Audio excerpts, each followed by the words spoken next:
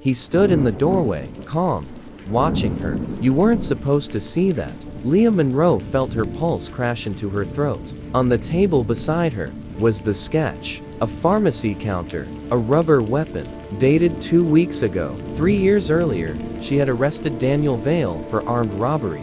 This story should have ended the night she put him in handcuffs, but it didn't. Let me take you back to where it began. The first time Officer Leah Monroe put handcuffs on Daniel Vale, she told herself she would never see him again. 3 years later, she would be standing in her kitchen, staring at her phone, her heart racing at a message from the same man. You were the only one who ever looked at me like I wasn't a monster, and that was the moment the story should have ended. But it didn't. It began on a rain-slick night in late October. Leah Monroe was 26, young, decorated, the kind of officer who still believed in paperwork, procedure, and the idea that justice was clean if you followed the rules carefully enough. When the call came in armed robbery at a neighborhood pharmacy, she was the first unit to respond. Daniel Vale was already on his knees when she arrived. 23, sharp jawline, dark eyes that didn't match the panic of the scene. The weapon lay a few feet away, an imitation firearm, molded to look real. The clerk had been terrified anyway. Leah remembered thinking something strange as she cuffed him. He looked embarrassed, not angry, not defiant, embarrassed. As she read him his rights, their eyes met for exactly 2 seconds too long. Later, in interrogation, he didn't ask for a lawyer. He just told her the truth. He hadn't meant to hurt anyone. He'd been drowning in debt, desperate, reckless. The rubber weapon was supposed to ensure no one got hurt. He swore he didn't even load the chamber because there was nothing to load. Leah should have remained detached, but she asked questions she didn't need to ask. About his family, about how he ended up there, about the art school acceptance letter he'd never used. That was her first mistake. Daniel served 18 months. The case file closed. The court transcript archived. The evidence sealed. Leah was promoted 2 years later. That should have been the end of him. It wasn't. The first time she saw him again, she didn't recognize him. He was volunteering at a city youth center. She'd been assigned to speak at about crime prevention. He stood at the back of the room, sleeves rolled up, laughing with teenagers. He saw her first, and when recognition dawned on his face, he didn't look angry. He looked grateful. After the presentation, he approached her slowly, hands visible, as if muscle memory told him to. "Officer Monroe," he said gently. Her throat tightened. "Daniel." He smiled. "I guess you prefer Vale now." He shook his head. "I prefer Daniel." There was something different about him. Not innocence, not guilt, growth.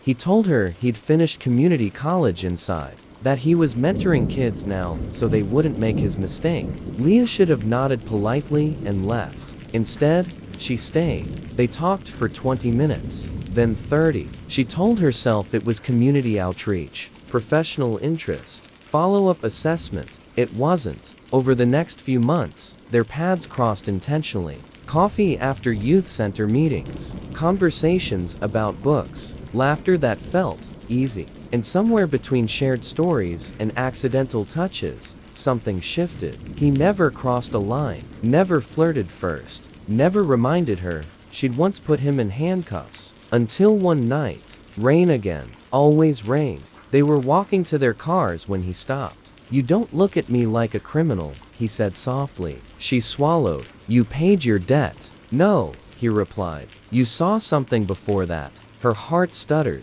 That was the moment the story should have ended. But it didn't. 3 months later, Leah found herself in his apartment.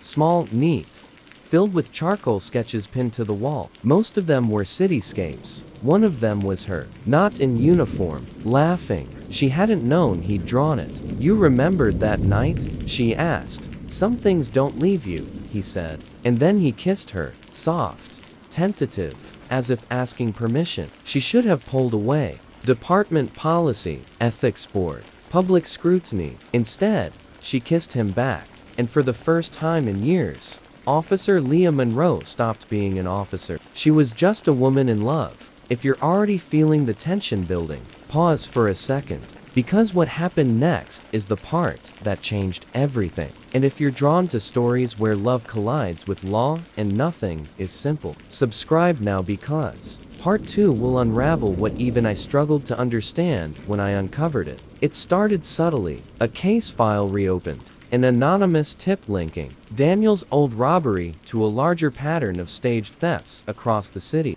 The rubber weapon identical in each incident, same mold, same scuff on the grip. Internal Affairs requested archived evidence from 3 years ago. Leah felt her stomach drop when she saw the name on the review list. Daniel Vale. She told herself it was coincidence. Copycats happen, patterns repeat. But then, she noticed something worse. The new robberies weren't desperate. They were precise, timed, strategic, almost intelligent. And the suspect description? Young, handsome, soft-spoken. Her chest tightened. She confronted Daniel gently that night. You ever hear about the string of pharmacy robberies happening again? He went very still. Yeah, he said. I saw it on the news. You didn't tell me you knew. He gave a half smile. Didn't think it mattered. She studied his face, looking for cracks, for lies, for the embarrassment she'd seen 3 years ago. Instead, she saw something else. Fear. But fear of what? Getting caught? Or being suspected? She wanted to believe him. God, she wanted to. Because if he was innocent, then fate was cruel. But if he wasn't, then she had fallen in love with a man who had learned from his first mistake, learned how not to get caught. That night, after he fell asleep, Leah walked quietly into his living room. Her eyes drifted to the sketches. City blocks, pharmacies, intersections. Too many intersections. Her pulse thundered, and then she saw it. A sketch she hadn't noticed before. A detailed drawing of a pharmacy counter, with the rubber weapon placed precisely on top. Dated 2 weeks ago. Her breath stopped. Behind her, the floor creaked. She turned slowly.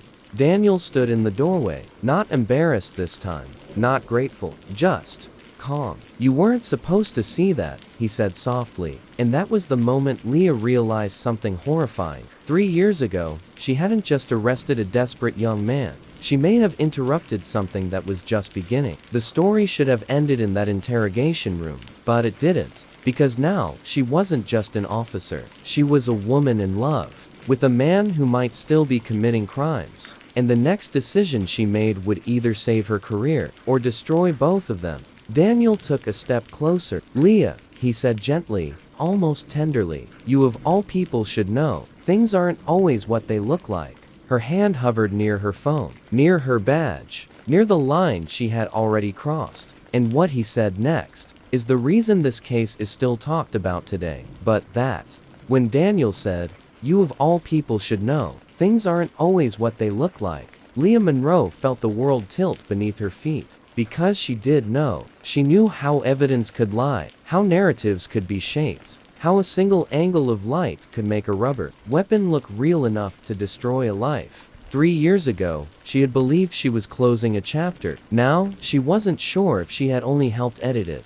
Daniel didn't move toward her again. He stayed in the doorway, calm, steady, watching her like he had in that interrogation room years ago. You think I'm doing it again, he said quietly. Leah's voice came out sharper than she intended, then explained the sketch. Silence stretched between them. Rain tapped against the windows, a cruel echo of the night they met. It's not what you think, he said. That's exactly what someone guilty says. His jaw tightened, but not in anger, in hurt. You once told me everyone deserves to be seen beyond their worst moment, he replied. Was that just something you say in uniform? That hit harder than it should have. Because she remembered saying it, she had believed it, still wanted to. But the sketch, the date, the reopened case files, the pattern, everything pointed in one direction. And Leah had been trained not to ignore patterns. She stepped forward slowly. Why draw the scene, Daniel? He hesitated. Then he did something unexpected. He walked past her toward the coffee table and pulled out a folder. Inside were newspaper clippings, crime scene photos printed from public reports, notes scribbled in the margins, red circles around timestamps, maps with connecting lines. Leah's breath slowed, but only slightly. "I've been tracking them," he said. "Tracking?" she repeated.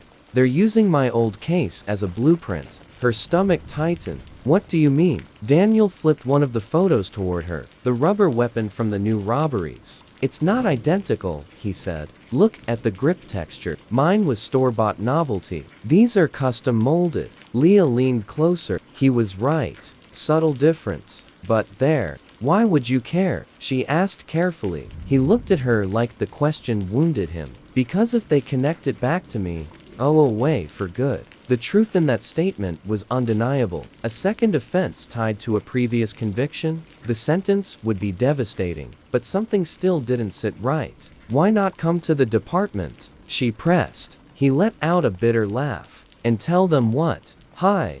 Remember me? I'm worried someone's copying my old crime." That wouldn't end well. He wasn't wrong. Still, the sketch. "Then explain that," she whispered. Daniel's eyes softened. "It's not a plan," he said. "It's memory." He stepped closer, but slowly, deliberately. "That pharmacy was the worst thing I ever did. I replay it in my head constantly. Drawing it is control. If I can see it on paper, it doesn't control me." Leah's pulse pounded in her ears. She wanted to believe him, but belief wasn't evidence. The next morning, she made a decision that could cost her everything. She didn't report him. Instead, she reopened the archived evidence herself. Unofficially, if Daniel was lying, she would find out. If he was telling the truth, she would prove it. Because the story should have ended with her arresting him again, but it didn't.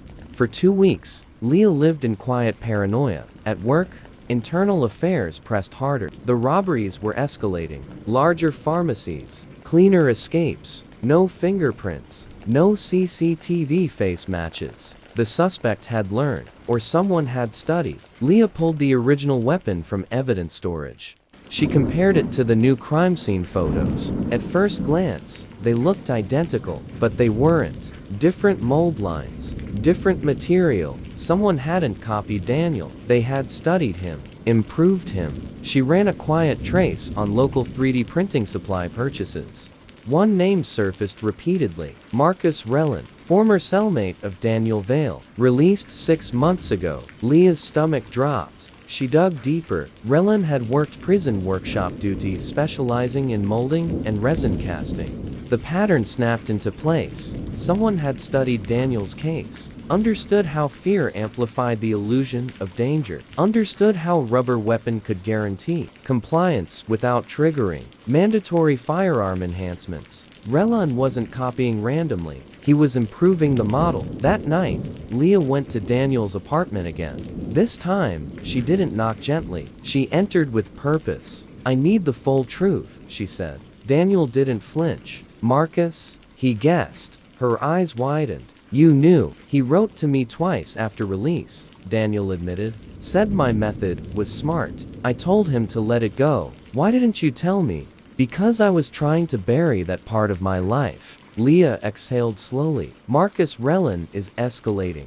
and if he gets caught, he'll drag your name into it." Daniel nodded grimly. "I know. Then help me." That was the line. The line between love and law, between suspect and informant, between protecting her heart and protecting her city. He didn't hesitate. "Yes. If you're still here, watching this unfold, make sure you subscribe, because real stories like this remind us how thin the line between redemption and relapse truly is. And this one almost destroyed 2 lives before it exposed the truth. The sting operation was quiet, unofficial at first. Leah fed controlled information into known channels Relin monitored. A pharmacy shipment rumored to contain high-value pharmaceuticals. Minimal security. Late closing shift. Daniel agreed to wear a wire. The risk alone could have ended her career. But sometimes justice doesn't follow clean procedure. Sometimes it limps forward through gray areas. Relin showed, confident, smirking, holding the improved rubber replica like a trophy. "You should thank me," Relin told Daniel during the meet. "Your blueprint works. No gun charges. Maximum fear." Daniel's jaw tightened, but he stayed steady. "You're ruining lives," he said. Relin shrugged. "They're insured." And that was enough. Leah signaled. Units moved in. Relan was arrested without resistance. This time, the weapon wasn't just rubber. In his bag, officers found a real firearm, loaded. The illusion had been evolving, escalating. If Daniel hadn't stepped forward, if Leah had chosen suspicion over investigation, if love hadn't complicated everything, that real gun would have eventually been used. Internal Affairs questioned Leah for weeks. Her unofficial evidence retrieval, her contact with the former convict, her emotional involvement. It nearly cost her badge, but the operation's success and Relan's recorded confession shielded her from termination. Daniel was publicly cleared of direct involvement, but the department never fully erased his name from internal review logs. Officially, he was clean. Unofficially, some officers still believed he had inspired something he couldn't control. Justice prevailed on paper. Daniel gave a faint smile. "You almost arrested me again." She looked at him carefully. "Would you have forgiven me?" He thought about it. Would you have forgiven yourself if you didn't? That was the real question, because the story should have ended in suspicion, or arrest, or heartbreak, but it didn't. Ended in something rarer: accountability, redemption, and a love that survived investigation. Leah Monroe learned something that no academy teaches. Sometimes the most dangerous weapon isn't a gun, it's doubt. And sometimes the bravest thing an officer can do is investigate the person they love. But here's what most people don't know. Marcus Relan didn't act alone. And what Leah uncovered in the months after his conviction is a story even darker than this one. A story that almost pulled her back into a case that never truly closed. But that is a story for another time.